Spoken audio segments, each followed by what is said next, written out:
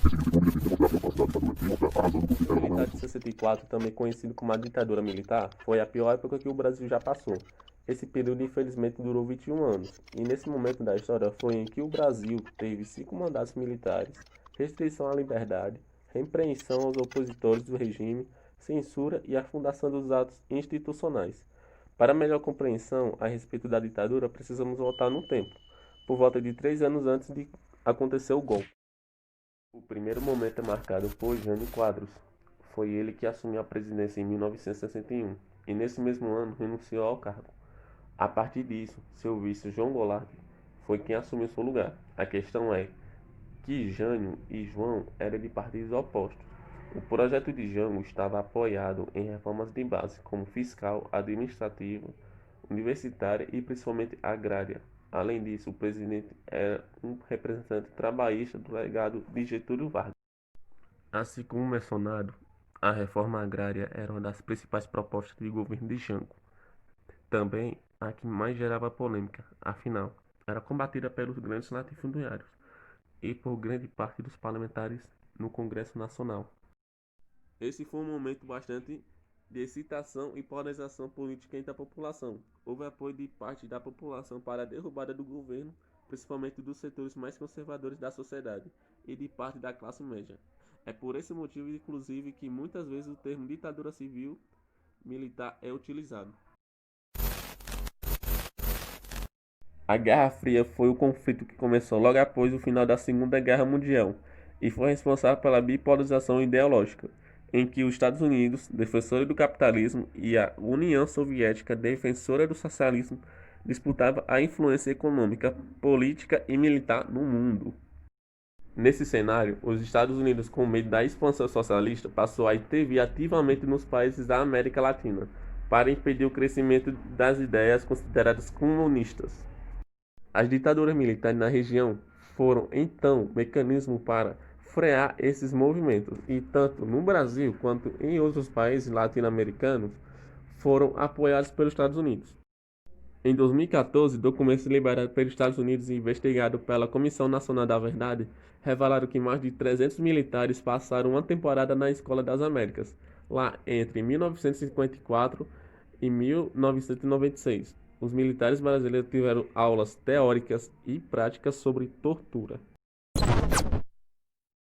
No dia 31 de março de 1964, tanques do Exército foram enviados ao Rio de Janeiro, onde estava o presidente Jango. 3 dias depois, João foi enviado para o exílio no Uruguai, e uma junta militar assumiu o poder no Brasil.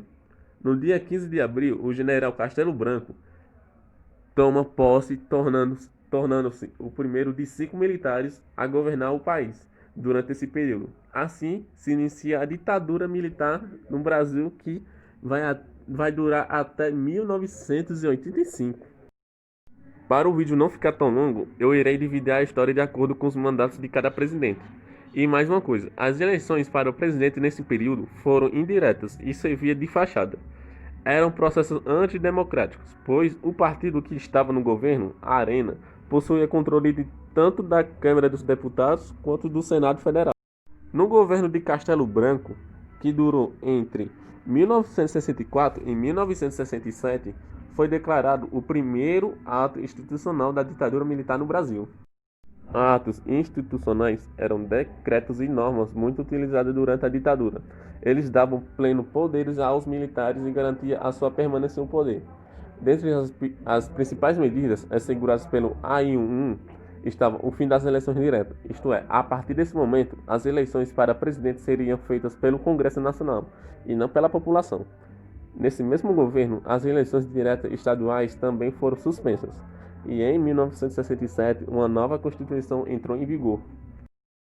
Em 1965, por meio do Ato Institucional número 2, todos os partidos políticos foram fechados e foi adotado o bipartidarismo, ou seja, a partir desse momento passará a existir apenas 2 partidos, a Aliança Renovadora Nacional, a Arena, e o Movimento Democrático, MDB. Enquanto o primeiro partido apoiava o governo, o segundo partido representava a oposição consentida. Mas atenção, havia várias restrições à sua atuação. Essa medida, ao mesmo tempo em que fortaleceu o poder executivo, proporcionava uma imagem de legalidade da ditadura, pois mantinha o Congresso Nacional em funcionamento, apesar de ter sido fechado em alguns momentos. Além disso, unir todos os partidos de oposição em apenas um partido, o MDB, também foi uma estratégia de facilitar a repreensão aos opositores do regime. O AI-2 mudou ainda dispositivos constitucionais, alterando o funcionamento do poder judiciário e concentrando cada vez mais o poder no executivo. O governo de Costa e Silva foi marcado por muita repreensão, violência, torturas aos opositores do regime e restrição aos direitos políticos e à liberdade de expressão. Para não passar em branco, eu falo sobre as 7 técnicas piores de torturas praticadas durante a ditadura no Brasil. A primeira técnica usada era choques elétricos. Os torturadores aplicavam descargas elétricas violentas nas orelhas, no ânus, na vagina e no pênis dos torturados. O método envolvia fazer o preso sentar em um assento de madeira revisto com folha de zinco, também conhecida como cadeira do dragão, e colocava um balde de metal em sua cabeça, conectadas a elétrodos. Em suma, o torturado sentava nu na cadeira molhada, recebendo descargas elétricas por todo o corpo. A segunda técnica utilizada era a ingestão de insetos. Os torturadores introduziam insetos pela garganta dos torturados. As bocas dos prisioneiros eram completamente cobertas por besouros vivos e, em alguns casos, baratas.